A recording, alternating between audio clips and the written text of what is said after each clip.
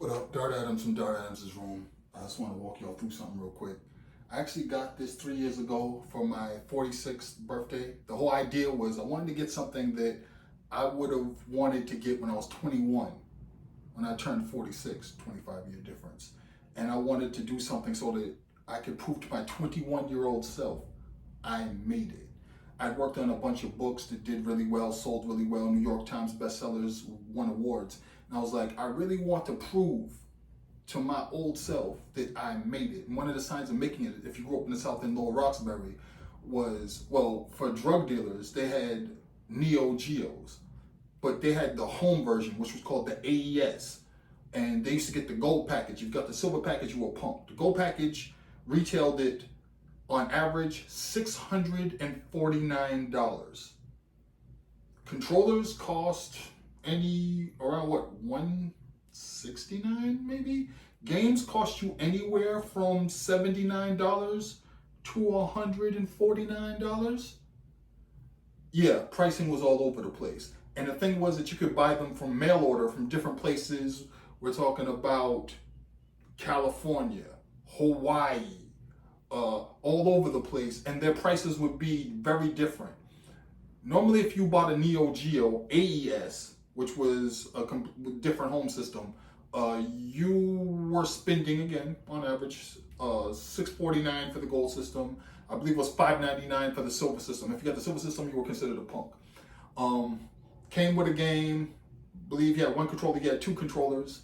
The beauty of this thing is you could save your games, which is something that was brand new.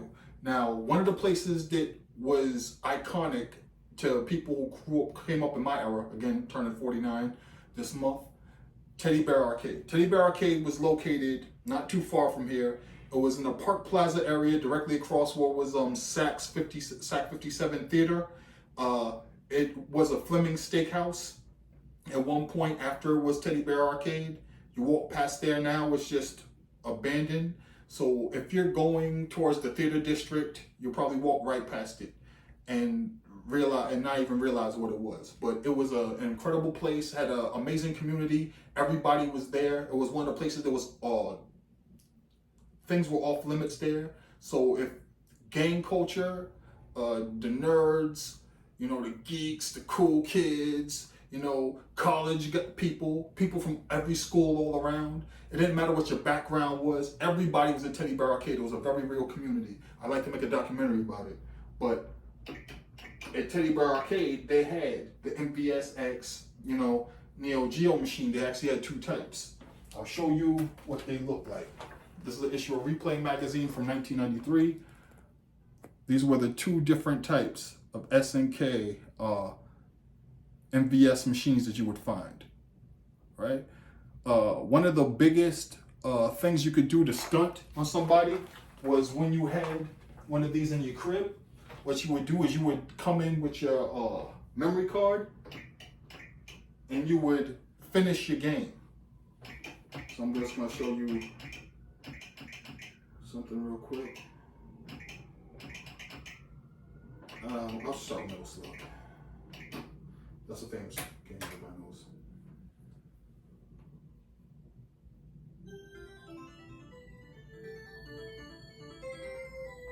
A trap mode is very important.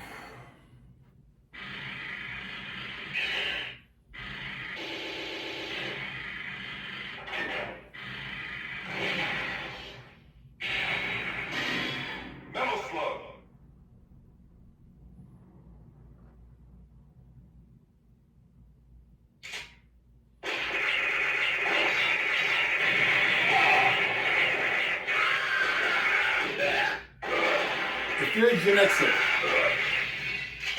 one of the things you always saw in shows like Silver Spoons was we used to be like, yo, Ricky Schroeder has an entire arcade in his living room.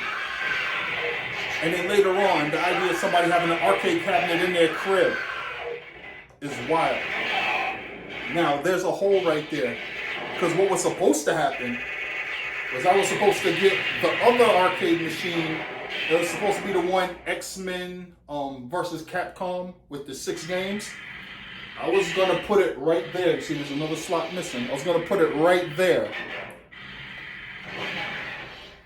when I turned 47, but I decided against it because I was like, I don't want to have two arcade cabinets back to back in my room. It's just kind of wild, you know. But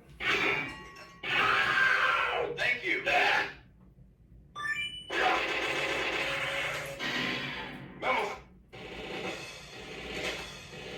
So yeah,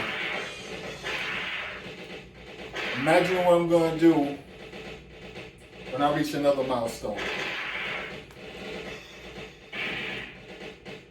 By the way, the reason I did this is because officially on the Producers I Know channel, I have 666 videos going back to 2011, and I did not want to stay on 666, so this is 667.